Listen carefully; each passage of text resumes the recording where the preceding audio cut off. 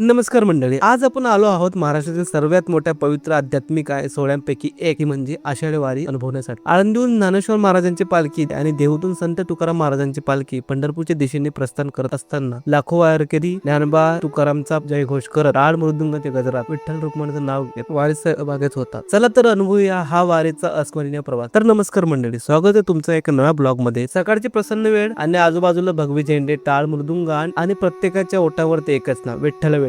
लहान मुलांपासून ते वयोवृद्धपर्यंत प्रत्येक जण भक्तिभावाने चालत असताना दिसत होत। इतक्या मोठ्या गर्दीत कुठेही गोंधळ नाही, फक्त प्रेम, शिस्त आणि भक्तीचा सुंदर संगम इथं अनुभवायला मिळाला। आपल्या समोरून संतांच्या पालख्या दिंड्या पंढरपूरच्या मार्गाने जात होत्या। ज्ञानेश्वर माऊलींचा, तुकाराम महाराजांचा पालख्यांचं दर्शन घेण्यासाठी हजारो भाविक रस्त्याने चालत होती। वारीचं सर्वात सुंदर वैशिष्ट्य म्हणजे सेवा। ठिकठिकाणी वारकऱ्यांचे मोफत पिण्याचे पाणी, भोजन, वैद्यकीय मदत आणि विश्रांतीसाठी व्यवस्था करण्यात आली होती। इथे जात पात, श्रीमंत गरीब असा कोणताच भेदभाव नाही। प्रत्येक जण फक्त एकच ओळख, ते म्हणजे वारकरी। लाखो वारकरी अनेक किलोमीटर पायी चालत विठ्ठलांच्या दर्शनासाठी निघालेले असतात। इतकी लांब प्रवास केल्यानंतर अनेक वारकरी थकलेले असतात। काही जण रस्त्याच्या कडेला क्षणभर विश्रांती आणि तर काही जण पाणी पिण्यासाठी थांबतात। वारी आपल्याला श्रद्धा, सेवा, शिस्त, समाज, समता आणि माणुसकीचा अमूल्य संदेश देतात। म्हणून ही परंपरा आजही लाखो लोकांच्या मनात तितक्या भक्तिभावाने जिवंत आहे। तर आजचा हा वारीचा अनुभव तुम्हाला कसा वाटला ते कमेंट करून नक्की सांगा आणि व्हिडिओ आवडला असेल तर व्हिडिओला लाईक करा आणि चॅनलला सबस्क्राईब करा।